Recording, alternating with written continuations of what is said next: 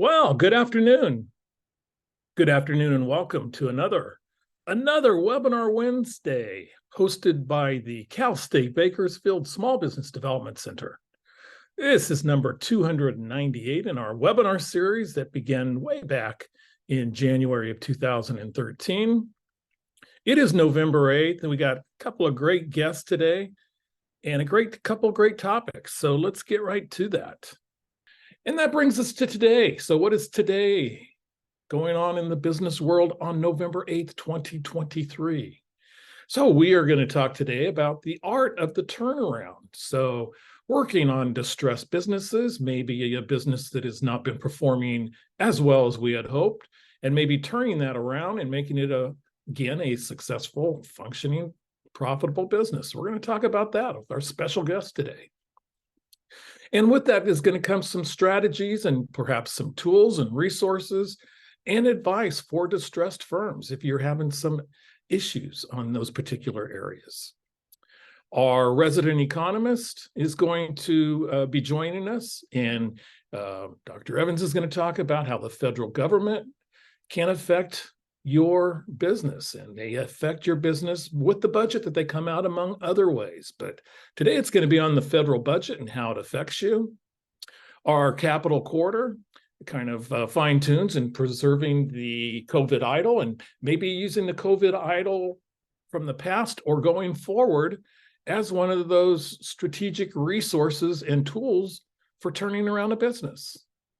Yeah, maybe a lot of you had the COVID idle from the 2020 to 2022 period. And maybe some of you have had other damages where you could apply. So we'll look at that. And we'll show you some reasons why our Federal Reserve Bank survey has been so important and so needed. Community calendar has upcoming events of interest. We'll look at some of the quick updates and programs. And as always, please go to the Q&A box and put in your questions. We will be answering those live at the conclusion of our guest speaker's presentation. Some of the resources that we'll be discussing today, you'll be able to find in the chat box. Thank you, Maureen, our producer of Webinar Wednesday, for actually adding those to the chat box. So we have the resources and our poll. Actually, we're going to skip the poll this week. We got a lot to talk about. I don't want to bog you down with a poll. And so let's first of all bring in our section on the Economic Corner, weekly feature that we have, and bring in our Webinar Wednesday resident economist, Dr. Mark Evans, who's an emeritus professor of CSUB. You've probably seen him here before, talking about a lot of general economic terms. And today, it is going to be on the foreign debt ceiling and budget update. Dr. Evans, take it away. Thanks, Kelly. Thanks for spending your lunch with us today, folks. We're going to talk a little bit about the budget and the debt ceiling. This is pretty complicated in the sense that we have budget legislation every year, and then we have debt ceiling legislation. And basically, they're not coordinated, even though in a way they deal with the same thing. So there's always the issue, is the debt ceiling legislation actually constitutional? Because the budget process comes from the Constitution, the debt comes from that budget process, and the 14th Amendment reads that the validity of the public debt shall not be questioned. Even though it looks like this could create a problem, and it does, it's never been adjudicated by the Supreme Court, and every administration has chosen to just work within this conflicting process rather than throw it to the court. The bathtub on the right shows water overflowing. I think you can figure out what we're talking about there. Okay, the Federal Responsibility Act of 2023. What happened is in January, we were running out of money that we were allowed to spend based on the debt ceiling at that time. And the U.S. Treasury was pulling rabbits out of the hat to keep the government going. But they announced that really there would be no more rabbits in the hat after June 5th, that basically government would have to shut down on that day if the debt ceiling was not increased. So Biden and McCarthy negotiated the Federal Responsibility Act. It was approved by both the House and the Senate, signed into law on June 3rd, just 2 days before the shutdown. Now, what the FRA does is it suspends the debt ceiling until January 2025, and it also sets spending caps for fiscal year 2024 and 2025 for Congress to work within. The defense spending cap goes up. The non-defense spending cap goes down significantly in 2024, and then inches up just a few $1 billion after that in 2025. So what about the actual budget this year? Well, remember that the fiscal year starts October 1st. On September 30, there was still no appropriations bill that was approved by Congress. So McCarthy was instrumental in passing a bipartisan continuing resolution that kept the agencies going, but just through November 17th, okay? And then to reward him for that, 2 or 3 days later, he was ousted as House Speaker. Now, so we are in a fiscal year without a budget. This is actually pretty typical. So the first question is, will we get a budget at some point during the year? Well, the Senate is proceeding based on the spending totals agreed to in the FRA negotiated by McCarthy and Biden, but the House is using spending totals demanded by their dissident wing that ousted McCarthy. Budget requires some give and take an agreement between the House and Senate. So I would not be surprised if we go through another year here where there's never really a budget that's approved by Congress. So what about continuing resolutions then? Okay, the one we currently have expires November 17. Speaker Johnson has suggested that he really wants to divide this up into 12 separate continuing resolution negotiations, one for each functional area of discretionary spending. So it's going to be somewhat complex. And remember, they're working with totals that are different, the Senate and the House. So I think things are really going to get interesting in about 10 days or so. The House Republicans are maintaining solidarity behind the budget totals demanded by McCarthy's foes. So it looks muddy. Here's the big problem, though. As they're battling out this annual budget, the FRA applies only to discretionary programs, okay? And discretionary programs make up only 30% of the total federal budget. 10% is now taken up by interest on the public debt, and 60% is mandated programs such as Social Security, Medicare, Medicaid. These are programs where you don't appropriate a certain amount of money each year, you just set eligibility formulas. The debt is on an unsustainable trend. We can see on the left, scary picture there. And on the right, there's a chart that shows where this increasing debt is coming from. And notice that health programs and Social Security are taking up a larger and larger fraction of the GDP over time. And the discretionary programs, everything else that actually is being targeted and reduced, is a much smaller fraction of the GDP than it was just 15 years ago. And of course, aging is the major driver, aging of the population or causing the health program and Social Security increases.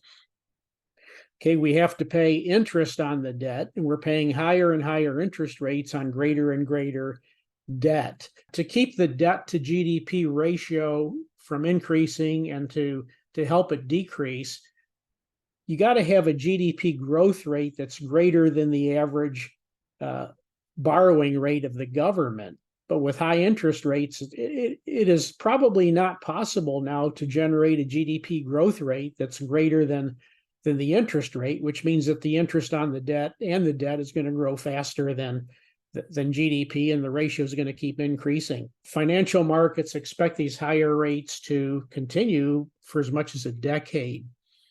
On the right, what we see is that interest on the debt takes as much of the GDP and as much of the federal budget as R&D spending by the feds, infrastructure, and education combined. Okay, so it's roughly the same size. Just the interest on the debt is all of our R&D spending, all of our infrastructure spending, and all of our education spending that's coming out of the federal budget. Even worse is that by 2053, it could be as much as 7% of the GDP, interest alone on the debt. So politics is broken. For example, Social Security in 2034, or by 2034, all the reserves are going to be exhausted, and we're going to have enough revenue coming in each year to cover only 80% of the benefits. Medicare is going to have big problems by 2031. The reserves will be exhausted, and the premiums being taken in will be enough to cover just 89% of the benefits. We can see on the right that it truly is broken. It really doesn't matter who's in the White House. Debt is increasing. It's increasing at a rapid rate. Democrats are demonizing any Republican proposal that suggests a reduction in benefits. Republicans are demonizing any Democratic proposal that suggests a place where revenue can be increased. I think we're at the point where 90% of Republicans and 90% of Democrats have lost faith in the process itself and are calling for the creation of a bipartisan fiscal commission to try to stabilize the debt in some way. I think down the road, what I'll do is my presentation will be based on some of the proposals that have been made in terms of how to wrestle with the debt. But it's certainly not going to be our politicians, because they can't handle it and survive. And with that, I'm going to pass the baton back, Kelly. Well, thank you, Doctor. And, I like good news, and I didn't hear a lot of it there. So is there some morsel of good news that you can tell me that's coming out of all this? Well, I guess I'm defending my discipline as the dismal science. I know that. But good news? No. I guess the only good news, I think it's good news that the average person is starting to worry about it. And that includes the average person in both, that wears a red hat, and the average person that wears a blue hat. I think we do need a bipartisan commission of some kind, and it is part of the new speaker's proposals, and it's there's been calls for a bipartisan commission coming out of both parties. We've had these things in the past. They've worked to an extent in the past, but usually what happens is 10 or 15 years down the road, Congress just abandons whatever they agreed to that was formulated by a bipartisan commission. So I guess if the glass is half full, it's that I do foresee that we're going to have a bipartisan commission of some kind. Okay, well, thank you, Dr. Mark Evans. And when we see you in 2 weeks, bring me 2 pieces of good news with your presentation. I'm an economist, Kelly. You owe me one from this week. I can't do that. Okay, well, I can ask. That's all I can do. Okay, so moving along, as you do see, we are still seeking individuals and organizations to assist us in getting some information from the Federal Reserve Bank. The Federal Reserve Bank has their small business credit survey that they are doing right now, conducting until November 17th. So we still have 9 days. And it is just like a 12-minute survey. And by taking that, we'll secure information from our area, from our region. But also, if we get a certain number of participants within our region, we'll get a subset of this data, which we think will be very beneficial in really addressing the access to capital issues in Kern County for small businesses. So we do ask all of our small businesses that are going to be or have in the past access to capital, that have looked for a loan, looked for a grant, looked for any equity type funding, to please go through the Federal Reserve's credit process. We would greatly appreciate that. And here's a piece of information that came out of last year's. And the Fed was able to share with us information that broke down the US and California. So last year's poll that ended in November of 2022, they did what type of pandemic relief assistance that were sought in the previous 12 months. And if you'll notice that California significantly outperformed the US as far as receiving EIDL loans, grants from state and local government funds, the EIDL advance, loans from state and local governments, and also grants from nonprofit foundations. And if you look at a lot of those are significant. In many areas, they're double that other states received. So what this showed us already was the significant contribution that pandemic-related assistance had to California businesses.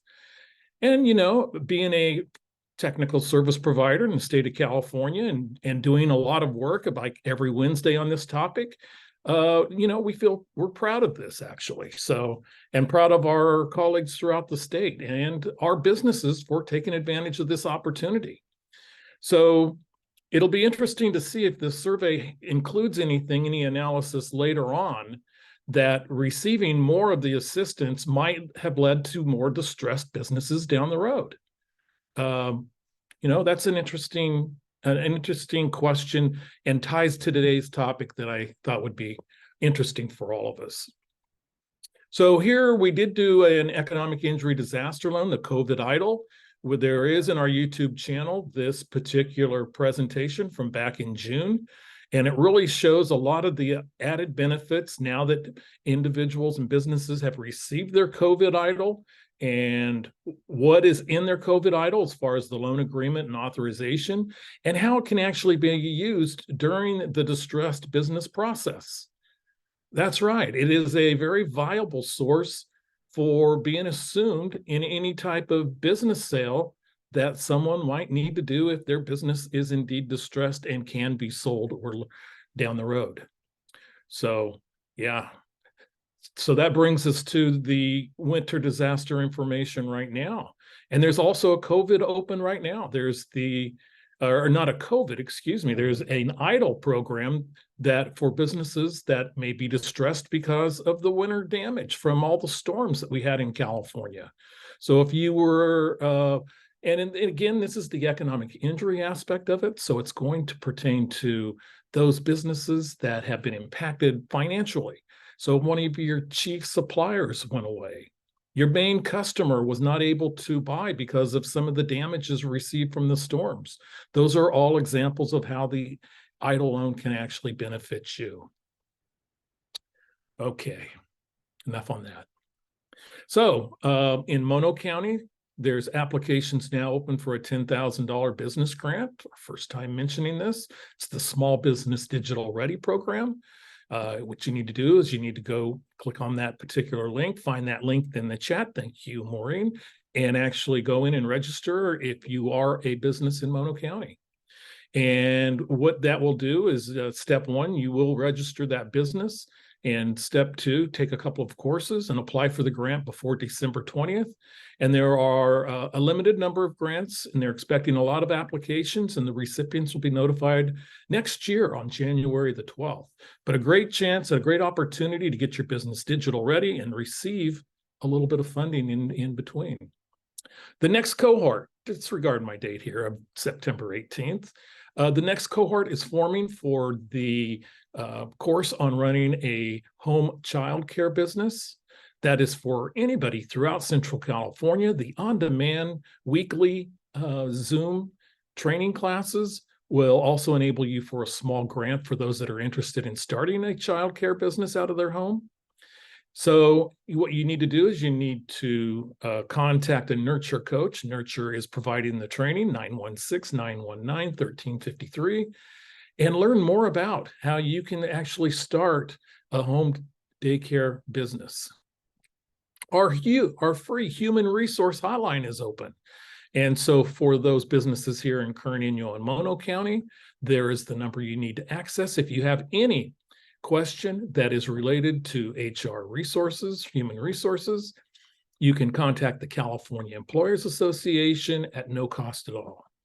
The feedback that I have got from our clients who have actually gone through and asked these questions and used this particular service has been outstanding.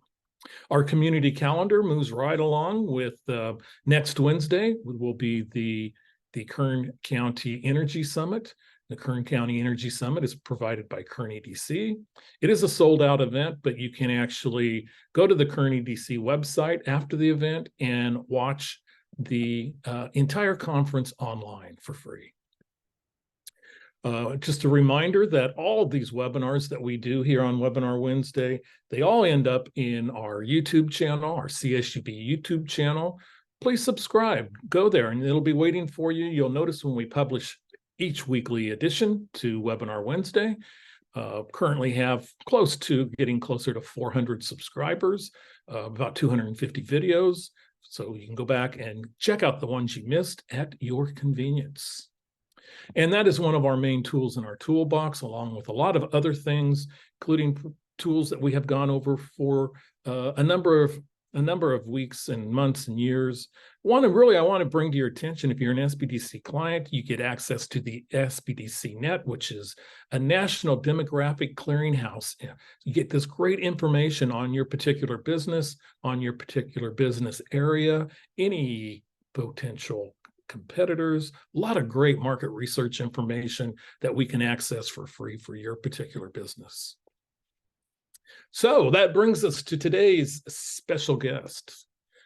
And Ben Nicholson, he's the president of Fortis Business Advisors. And that is a performance optimization and asset maximization firm, helping small businesses in healthy or distressed situations transition through change.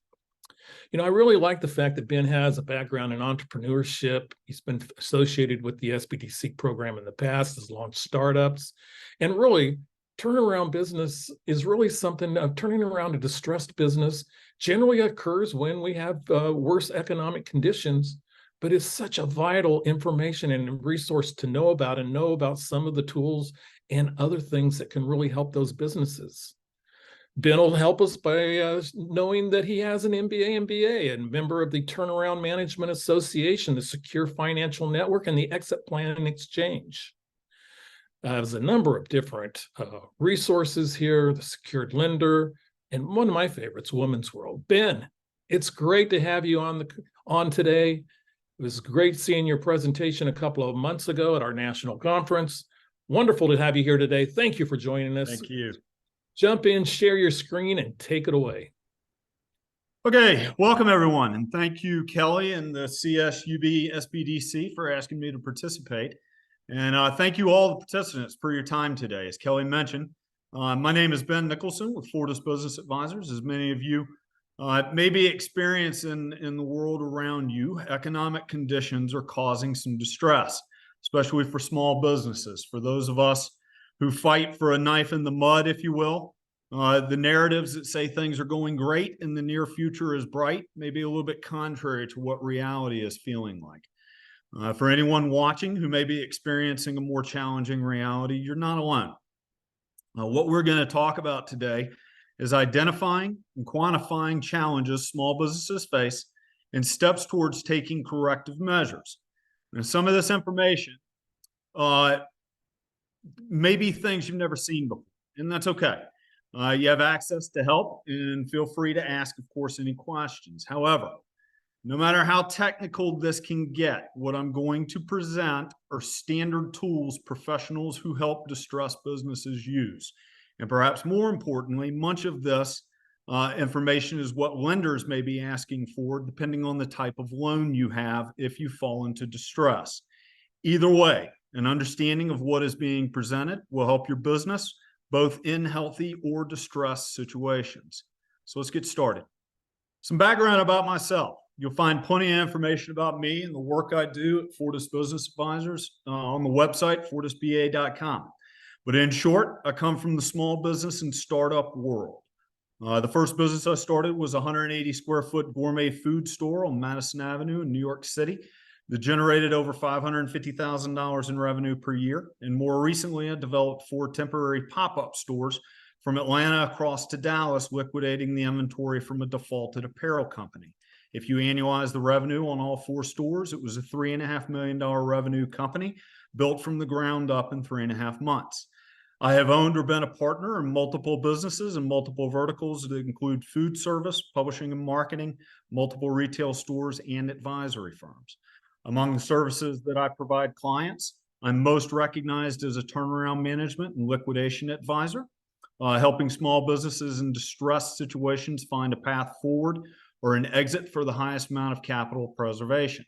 I specialize in providing Main Street businesses access to services normally reserved for larger companies. Now, while I am a champion for small businesses and maintain a belief that many are lost that could have been saved if the opportunity to help had come sooner, I'm also a realist.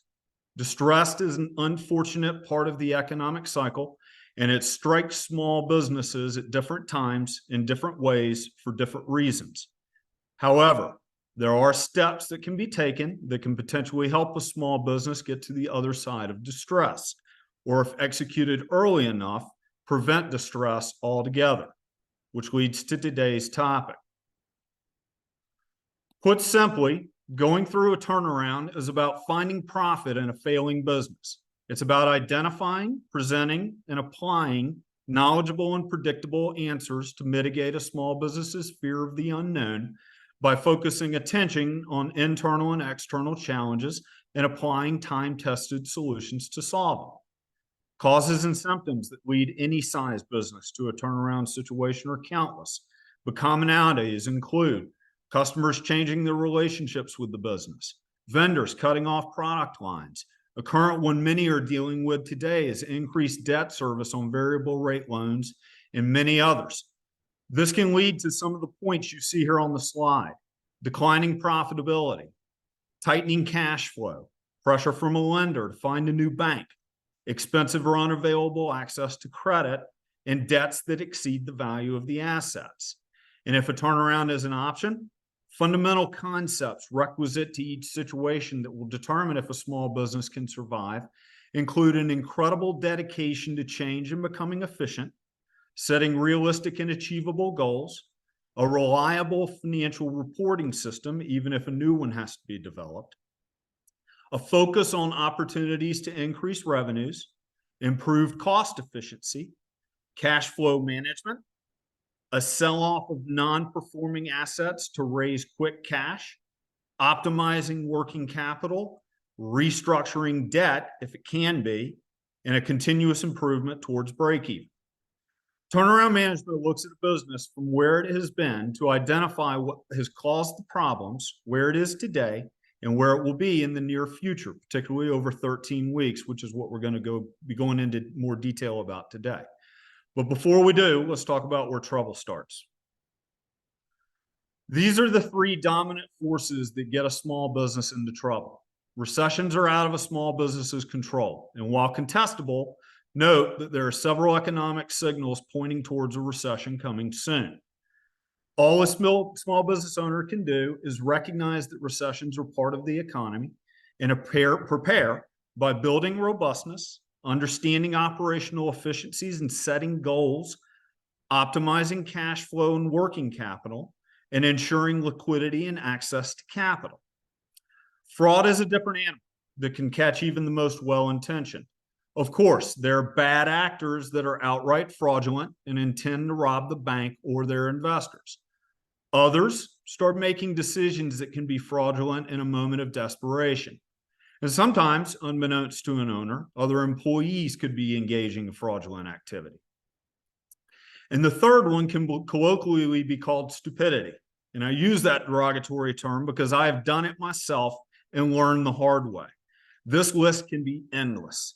Taking on debt the business cannot afford, running up high-rate credit cards to keep the business afloat, mortgaging a home to fund losses in the business, allowing customers to pay their accounts late, not acknowledging limitations and accepting a sale that cannot be fulfilled under the current business model, not being willing to ask for help even if you don't yet know what you need help with, and letting an ego and pride bury a business as staff starts to lose their jobs, all of which can lead to a business operating like a runaway stagecoach.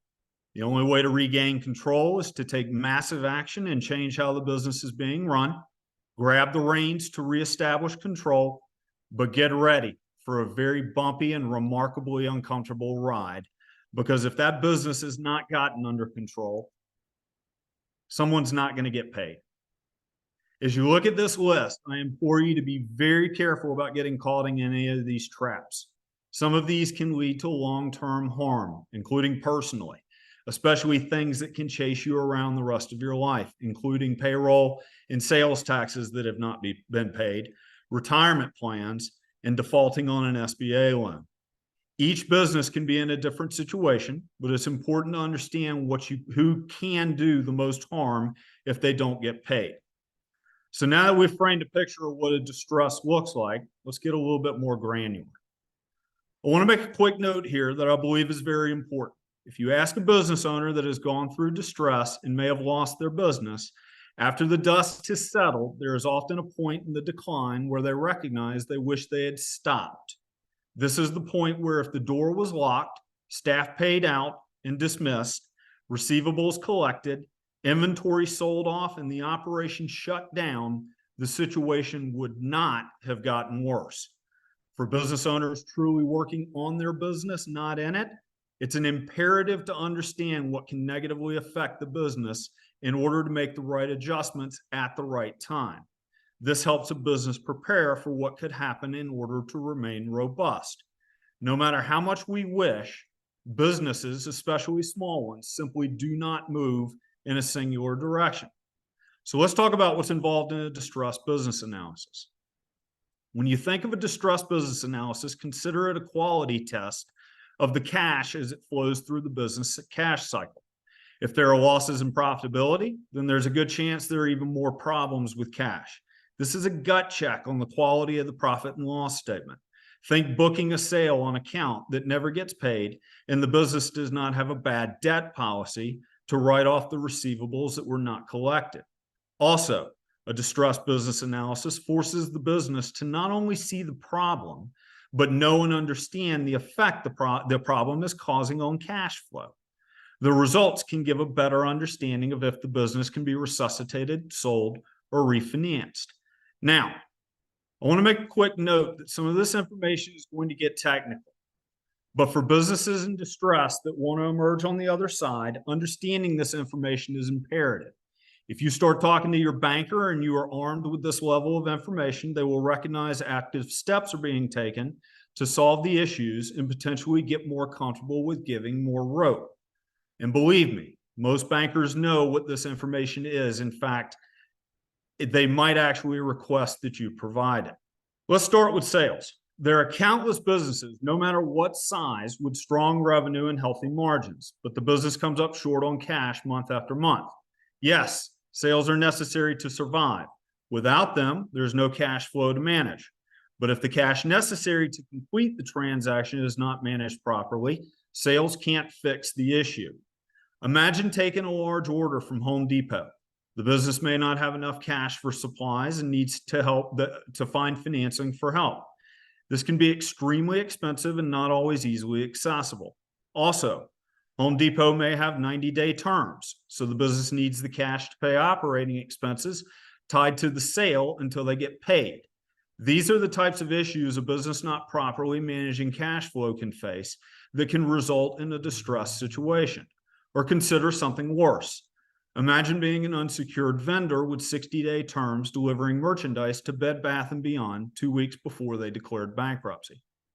Let's dig a little deeper. Let's say hypothetically, the revenue stream for a small business has been flat, and while sales are still coming in, a confluence of internal and external compressions are affecting the business, most of which are out of the business's control. Sales are distorted because inflation is driving price increases. Cash conversion cycles have lengthened due to increased material lead times, production line labor shortages, and AR stretched by other customers facing the same issues. Increased finished goods costs are hitting core business products. Lead times are disrupted.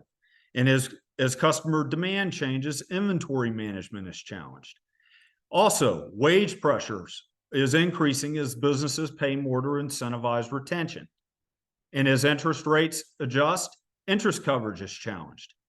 As these issues and more arise and build, the business's debt service coverage, the available cash to cover debt payments, can drop, potentially positioning the business to where it cannot sustain itself without outside financial help. The debt service coverage ratio is a profoundly helpful ratio to understand because it is what a lender is looking at in analyzing a business, both before a loan is deployed, when reviewing annual financials, and during distress. It is how the lender knows if there is enough available cash to make the loan payments. If you're looking at a business through the debt coverage ratio, most lenders consider 1.2 to 1.25 to be a healthy ratio. However, in today's environment, for some lenders, that requirement is rising as they tighten lending standards. Nevertheless, for those of you who acquired a business, there's a good chance that you were in the 1.2 to 1.25 range when you got your loan. But here's the reality. If the ratio drops below 1.0, the business is looking at other sources of capital, which can translate into somebody else not getting paid. See that list we noted above. Interest rate increases alone can actually cause this to happen. It cannot be emphasized enough how necessary it is to be careful with this, especially as interest rates continue to fluctuate. If your business drops below 1.0 and your lender finds out, prepare for a very uncomfortable call. It's better to know beforehand so you are prepared. Let's look at another component of the distressed analysis. I'm sure everyone has heard of break-even. However, most people think of break-even as the point where all expenses are paid and what remains is profit. That is largely correct, but another way to look at break-even is by considering at the point where all fixed expenses are paid for the period and all variable expenses have been paid up to that point. Think of it on a calendar. It's the day of the year that a business could effectively shut its doors, and upon returning on January 1st, no additional expenses will have been incurred while the door was shut. For retailers, this was traditionally known as Black Friday, or for Walmart, who understands their line item break even, it's the little yellow character that used to be on the commercials buzzing around slashing prices below all of their competitors as they turn their inventory into profit quickly. It's important to measure break even accurately and understand how a business can use it. Seeing a business through the lens of its break even will help a business derive cost containment measures that can be executed to create a buffer when the margin compressions we were talking about are having an impact. Now let's tie some of this together and look at ratios and key performance indicators. First, it is prudent for a small business owner to understand a larger competitor's operating ratios. Time-tested models from publicly traded companies can help the business set a target to achieve for improving efficiency. If I'm a pizza shop, by knowing the operating ratios of Domino's or Papa John's, I can implement action plans towards achieving similar operating ratios. When available, these ratios can also help guide a turnaround because they give you benchmarks and targets. Your SBDC office may have access to this information. Additionally, some of the key ratios a small business should be focused on during a distress situation include their growth ratios, your revenue, gross profit, EBITDA, total asset growth, and total liability growth, your liquidity ratios, working capital, current ratio, days working capital, then your leverage ratios, your debt to equity and debt to asset, then your coverage ratios, your debt service coverage, which we talked about before, and also your interest coverage ratio, which is also known as your zombie ratio. and efficiency ratios, your asset turnover, inventory turnover, including the optimal inventory turnover, your AR turnover, and your AP turnover. And then, of course, your return on assets, your return on equity, and your operating cash flow. And again, you won't be able to get all of them, but if you understand the ratios as some of the larger counterparts have, it will help give you a target point. And let's go one more level. The cash conversion cycle is the metric that expresses in days the time it takes for a company to convert its investments in inventory and resources into cash flow from sales. The formula is days inventory outstanding plus days sales outstanding less days payables outstanding. If a business understands its cash conversion cycle and how cash flows through each component, it can identify where changes can be made to optimize the cash cycle and ensure access to capital in times of need. This touches on preventing the selling to Home Depot problem from earlier. Strategies to optimize the cash cycle include eliminating obsolete inventory to ensure optimal inventory turnover, cleaning up aging AR, liquidating bad debt and writing it off, and making sure payment policy is in place, and paying payables at the time they are due while meeting vendor payment policies to ensure there are no other disruptions. Optimizing the cash conversion cycle will assist in ensuring that working capital requirements are met, or at the very least, working capital needs are understood so financing sources can be identified. Now let's shift gears into cash flow. If you hadn't gotten it already, you should be getting access to a copy of a 13-week cash flow statement. I'm going to go through the details here, but don't worry if you don't remember everything I present. If you recognize that this is a tool that would be helpful, or you have been asked by your lender, which can happen, to provide these projections, you'll have access to help. Compared to other types of financial statements, the 13-week cash flow statement presents the most granular view of the money moving in and out of a business. This model instills, in fact, forces a sense of financial discipline when organizations need it most. It's an objective, repeatable model that helps dispel false optimism. What makes or breaks this model is ownership and management support. Everyone must be involved and everyone needs to buy in. Accuracy control, use checks and balances to confirm the accuracy and test the model to adjust as necessary. And actual insights, businesses in distress can link assumptions in the model to tangible business decisions and contingency preparations. Now, the easiest place to derive this information to populate this model can sometimes come straight from your bank statements, which include all cash movement through deposits and expenditures over a set period of time. This is the first step to help you populate the information before you finesse its accuracy. Of course, you will also reference other financial statements, but the bank statement is a good starting place. Let's go through the model. You set a start date at the first week, normally week ending. Top line red number under the opening cash balance, and you start at the top going down. At the top line red number, enter the opening cash balance. Then enter sales projections for the week. Next, enter how much cash is expected to be collected over the week. This includes collections from receivables and any extra cash. If available, funding sources need to be tapped to stay cash positive. Next, enter disbursements. For the cost of goods, how much inventory must be purchased that week on COD, or how much is the payable that week for inventory already purchased. Next up is payroll. If it's not paid weekly, enter it into the week it will be paid. Same goes for each of the remaining categories, with the intent being first to identify what must be paid and when, and if there is a problem, can the payment be moved around into where?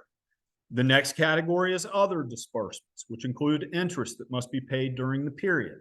If rates go up, make the adjustments in this model.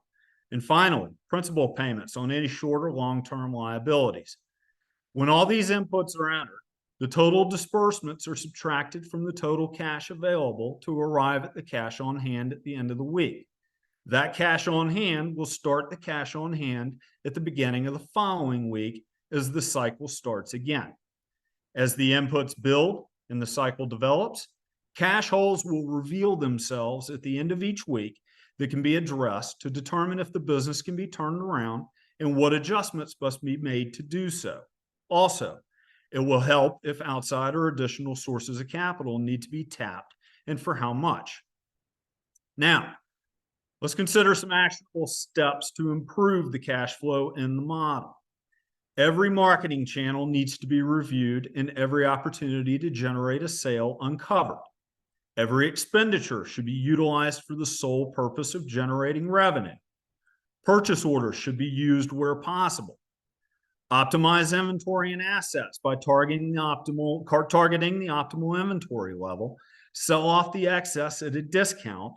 Only buy what is needed and avoid large orders that may have a tempting discount attached. Also, sell off any assets that are not being used. And with AR, review delinquent accounts and customer relationships. And if accounts are simply never going to get paid, send them to collections, get something for them.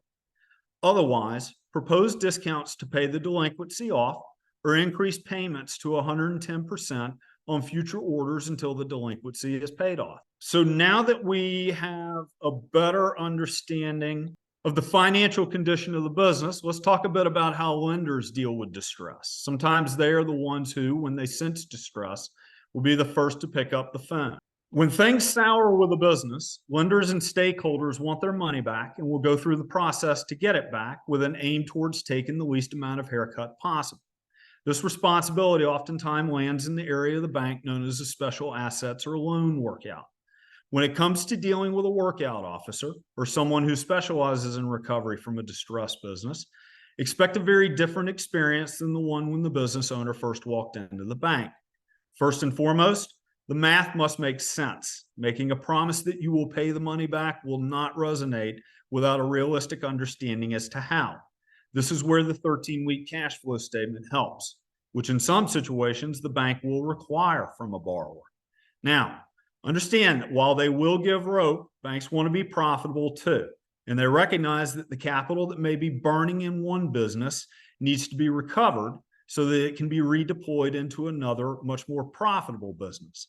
And depending on the type of lender, many deal with regulations that tie their hands, no matter how empathetic or how much they want to help, with many facing procedures that they must follow to the letter in order to ensure all options for recovery are met.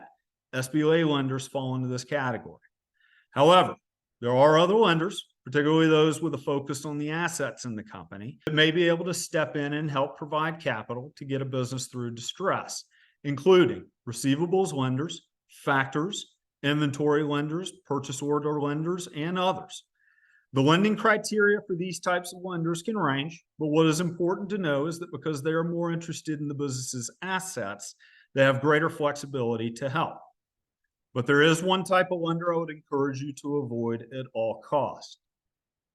In the event you have not come across one yet, an MCA or merchant cash advance is a form of lending that provides a lump sum of capital in exchange for future sales with the business using the sales to repay the funds, plus fees, and a factor rate that can be as low as 1.09 times and as high as 1.5.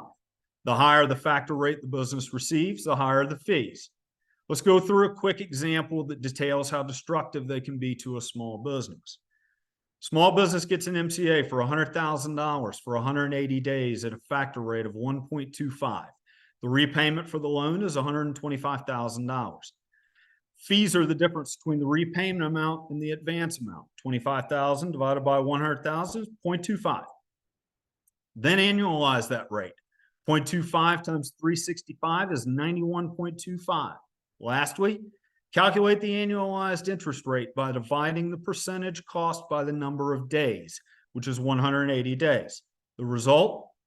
If you take a cash advance for $100,000 with a factor rate of 1.25 for 6 months, the interest rate is 50.69%. Enter that into your 13-week cash flow statement and see what happens. I can all but guarantee you it will not be good. For many small businesses, when an MCA is entered the picture, the business is often considered to have reached a point of no return. And when MCAs are present, other lenders, including the aforementioned asset-focused ones, can have their hands tied and be unable to help. If you are in one of these relationships, make it a priority to get out. Otherwise, avoid them altogether. I know there are situations where businesses have gotten out of MCAs alive, but my experience is very rare. Now, a lot of what we have spoken about, you can do yourselves or obviously with the help of your SBDC office. But I thought it would be helpful to go through a case study on a small business Fortis worked on to give you an idea of how the strategies translate into success. We worked with a family-owned business selling consumer products online through their own website, Amazon, and in stores, including Walmart. The business generated $4.3 million in revenue with negative net profit of $957,000. There was $600,000 in AR, $750,000 in inventory, and an evergreen line of credit for $721,000. Their bank was ready to send a forbearance agreement, but prior to doing so, referred Fortis in to see if we could help. As we got involved, the owner agreed to a comprehensive analysis, which included a 13-week cash flow statement, borrowing-based certificate, cash conversion cycle assessment, inventory assessment, and a whole host of other vials of blood drawn. As the 13-weeker came out, the owner bought in and recognized that there could not be negative cash flow, and we helped identify operational adjustments in the business to help it stay cash positive. The lender stalled the forbearance, and as actual cash flow was being reported, saw the progress and agreed to another set of 13-week projections to keep moving forward. A new marketing program was employed. We worked through the inventory assets to help get the assets optimized. We helped retrain sales staff, and we led the owner through a comprehensive CEO training to assist with maintaining robustness from the positive adjustments as the business turned around. As the business got on track to profitability, it became attractive to a new lender, and within 6 months, the business exited the original bank and got repositioned for a new lender arrangement better suited to meet its financial needs moving forward. The business is still operating and profitable today. While difficult, oftentimes tedious and hard for a business owner who wants to survive and will do what is necessary to do so, these strategies work. When all stakeholder needs are understood and communication is open, an accurate and honest analysis is performed, cash flow projections realistically quantify what is happening in the business, then the business can then start to be stabilized, the assets can be optimized, and the business can be maximized as it approaches target operating ratios and attainable goals, all of which leads to positive results. Who we are and how we help. Fortis Business Advisors specializes in helping small businesses with $500,000 to $20 million in revenue in healthier distressed situations transition through change. We operate in 3 different verticals: performance advisory, which includes turnaround management and restructuring; performance improvement, M&A and transaction advisory and valuation validation; retail solutions and asset maximization, which includes promotional services, asset monetization, and liquidation services.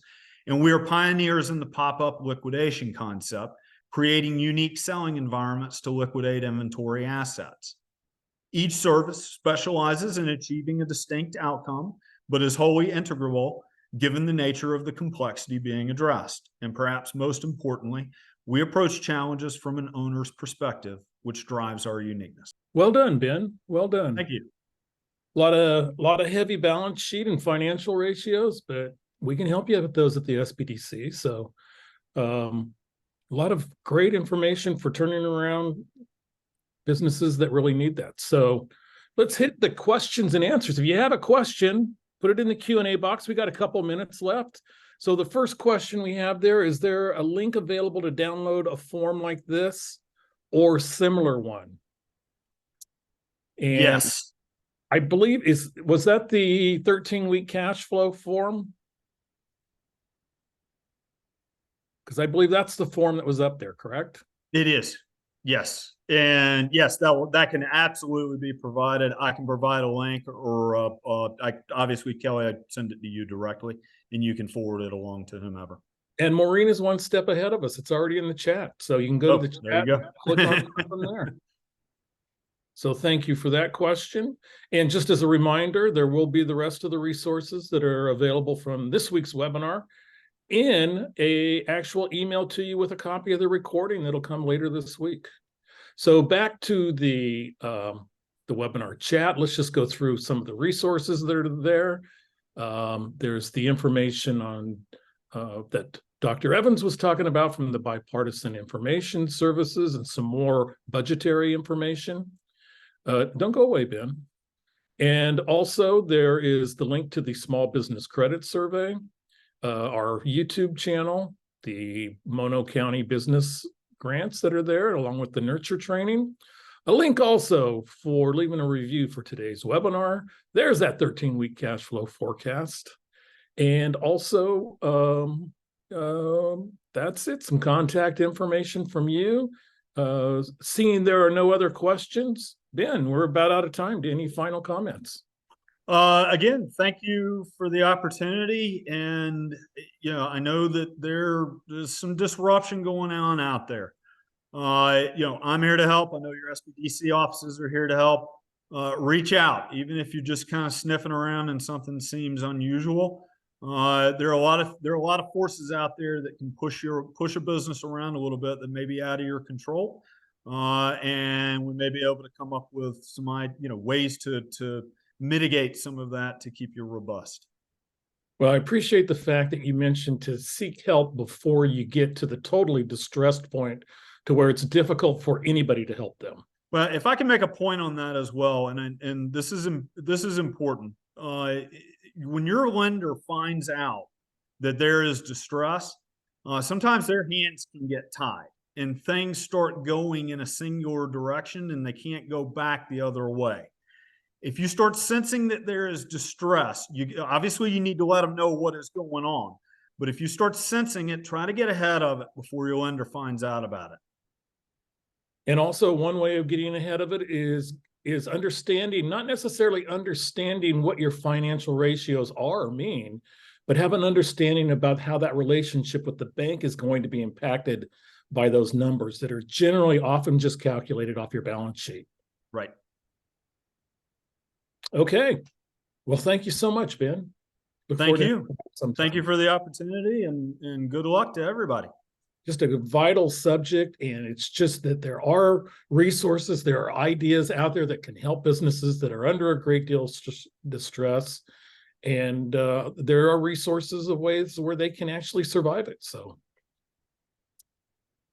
well, for Dr. Mark Evans and for Ben Nicholson, our producer Maureen Busher-Dang, I'm Kelly Bearden. We'll be back next week with webinar number 299, and our special guest will be Valerie Nafias from Chevron's diversity supply chain. So, you've heard about doing business with the government. Hey, corporate America pays a lot faster, as we just learned earlier today too. So learn out more about how you can do that next week. Thanks for everybody being here today. Thank you, Ben. Thank you, Mark. And we'll be back next week. Goodbye, everybody.